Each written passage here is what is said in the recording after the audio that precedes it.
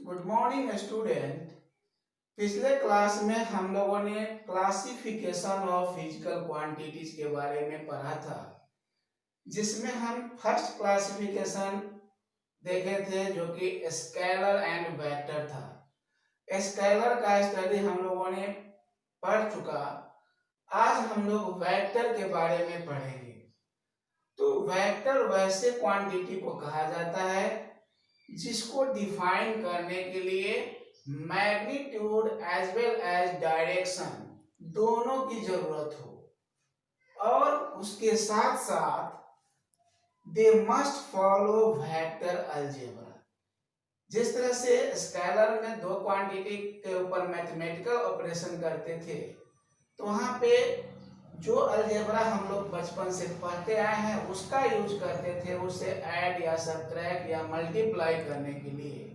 Similarly यदि कोई physical quantity यदि वेक्टर है तो उसके ऊपर मैथमेटिकल ऑपरेशन करने के लिए हमें वेक्टर अलजेब्रा का यूज करना होगा।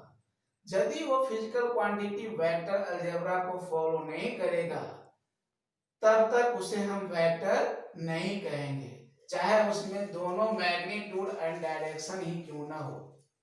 राइट? तो हम डिफाइन कैसे करेंगे? The physical quantities that can be defined by both magnitude and direction and they must follow vector algebra is called vector.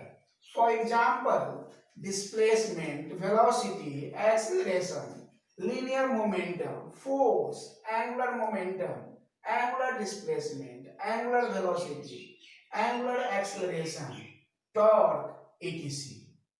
ठीक।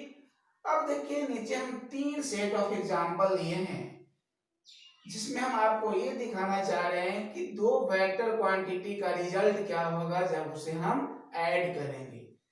तीन ऑब्जेक्ट है 1 2 3। फिगर नंबर 1 में ऑब्जेक्ट पे दो फोर्स लग रहा है, एक force F1 equal to 10 newton का इस डायरेक्शन में, और दूसरा force F2 equal to 10 newton का अपोजिट डायरेक्शन में लग रहा है। सेम ऑब्जेक्ट पे दोनों फोर्स। अब यदि हम आपसे पूछे कि इस ऑब्जेक्ट के ऊपर टोटल फोर्स का वैल्यू कितना होगा, तो वेक्टर अलजेब्रा से इसका वैल्यू 0 न्यूटन होगा। राइट? लेकिन स्केलर अलजेब्रा क्या कहता? 10 + 10 20। सिमिलरली अब सेकेंड केस में देखिए, एक ऑब्जेक्ट है, इस ऑब्जेक्ट पे दो फोर्स F1 एंड F2 दोनों 10 न्यूटन के मैग्नीट्यूड का, और दोनों का डायरेक्शन भी क्या है? सेम है। तब यदि हम कहें कि इस ऑब्जेक्ट पे टोटल फोर्स कितना होगा, तो अब वेक्टर कहेगा कि नहीं, वेक्टर अलजेब्रा कहेगा कि 10 + 10 यहाँ पे रिजल्ट 20 न्यूटन। अब एक थर्ड एग्जांपल है, यहाँ पे इस ऑब्जेक्ट पे एक फोर्स तो इस डायरेक्शन में F1 लग रहा है 10 न्यूटन का, दूसरा अपवर्ड डायरेक्शन में F2 लग रहा है 10 न्यूटन का। मतलब दोनों फोर्स एक दूसरे से 90 डिग्री के एंगल पे है। तो यहाँ पे यदि कहें कि इस ऑब्जेक्ट के ऊपर टोटल फोर्स कितना होगा, तो वेक्टर अलजेब्रा कहता है टोटल फोर्स का वैल्यू यहाँ पे 10√2 न्यूटन होगा। राइट? बट स्केलर अलजेब्रा होता तो स्केलर तीनों केस में फोर्स का वैल्यू कितना बताता? 20 न्यूटन। तो यही डिफरेंस है स्केलर और वेक्टर में, कि जब भी कोई वेक्टर क्वांटिटीज होगा तो उसके ऊपर हमें मैथमेटिकल ऑपरेशन करने के लिए वेक्टर अलजेब्रा यूज करना होगा, न कि स्केलर। इसीलिए हमें वेक्टर अलजेब्रा पढ़ना जरूरी है। क्यों? क्योंकि फिजिक्स में बहुत सारा फिजिकल क्वांटिटीज आपको वेक्टर मिलेगा और बहुत सारा स्केलर।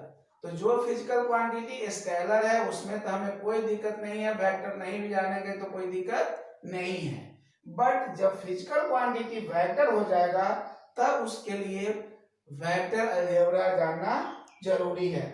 क्यों? क्योंकि इस तीनों केस में देखिए फोर्स का मैग्नीट्यूड सेम है, बट तीनों फिगर में फोर्स का डायरेक्शन क्या है? अलग अलग है। अब हम लोग वेक्टर अलजेब्रा पढ़ेंगे डिटेल में।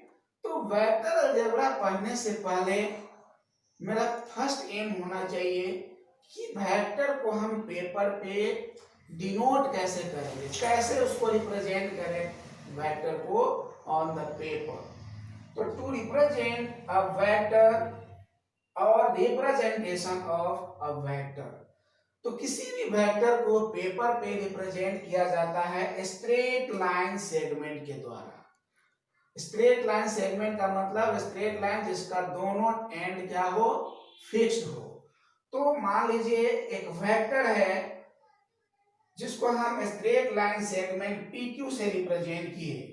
अब इस एक टर्मिनल पे एरो लगा दिए, इसका मतलब जिस डायरेक्शन में एरो है तो इस टर्मिनल को हम लोग हेड कहते हैं, और अपोजिट वाला जो डायरेक्शन है इसको टेल कहा जाता है। मींस टेल कहा जाता है starting point of A vector को, और हेड कहा जाता है and point of the vector को। अब पता कैसे चलेगा कि कौन स्टार्टिंग पॉइंट है कौन एंड पॉइंट, तो एरो से पता चलेगा। एरो यदि इस डायरेक्शन में है तो एरो के डायरेक्शन को हेड लेंगे, उसके पीछे वाले डायरेक्शन को टेल लेंगे। ठीक, तो अब इस स्ट्रेट लाइन सेगमेंट में दो चीज है, एक तो इसका मैग्नीट्यूड मतलब लेंथ, और दूसरा एरो जो डायरेक्शन को रिप्रेजेंट करता है। तो मैग्नीट्यूड ऑफ वेक्टर ए क्या होगा, यदि हम PQ को एक वेक्टर ए नाम दे दें तो इसका मैग वेक्टर है तो इसका मतलब इसमें मैग्नीट्यूड भी होगा और डायरेक्शन भी होगा। तो मैग्नीट्यूड ऑफ वेक्टर ए को रिप्रेजेंट किया जाएगा आइदर मॉडुलस ऑफ ए और सिंपली ए, जिसके ऊपर एरो नहीं होगा। मॉडुलस ऑफ वेक्टर ए बोलना होगा और सिंपली ए, इसको क्या कहेंगे, मैग्नीट्यूड, मतलब इसमें डायरेक्शन अब नहीं है। इसका मतलब क्या होगा, इसको हम कहेंगे length of line segment PQ। यदि हमसे पूछा जाए कि वेक्टर ए का मैग्नीट्यूड का मतलब क्या होगा, तो PQ का जो लेंथ होगा वही रिप्रेजेंट करेगा मैग्नीट्यूड। और डायरेक्शन ऑफ वेक्टर ए को हम लोग ए कैप से रिप्रेजेंट करते हैं, बाद में इसको हम देखेंगे। इसको यूनिट वेक्टर कहा जाता है जो किसी भी वेक्टर के डायरेक्शन को रिप्रेजेंट करता है। और ये कैसे, इसका मतलब क्या होगा, arrow over the line segment PQ direction को रिप्रेजेंट करता है। ठीक, तो किसी भी वेक्टर में तो यही दो चीज होता है, एक उसका मैग्नीट्यूड जो लेंथ से रिप्रेजेंट होगा, दूसरा डायरेक्शन जो एरो से। अब फॉर एग्जांपल हमारे पास दो वेक्टर है जिसको हम पेपर पे रिप्रेजेंट करना चाह रहे हैं। कि for example F1 equal to 10 newton along east में लग रहा है और force F2 equal to 20 newton along north लग रहा है। तो अब हम लोग इसको XY कोऑर्डिनेट टाइप से दो वर्टिकल और हॉरिजॉन्टल लाइन ड्रा करेंगे, और हम लोग जानते हैं राइट साइड वाले को ईस्ट, ऊपर वाले को नॉर्थ, नीचे साउथ और इस डायरेक्शन को वेस्ट। तो अब चूंकि F1 का मैग्नीट्यूड और F2 का मैग्नीट्यूड में देखिए F2 डबल है, magnitude of F2 is twice of magnitude of F1।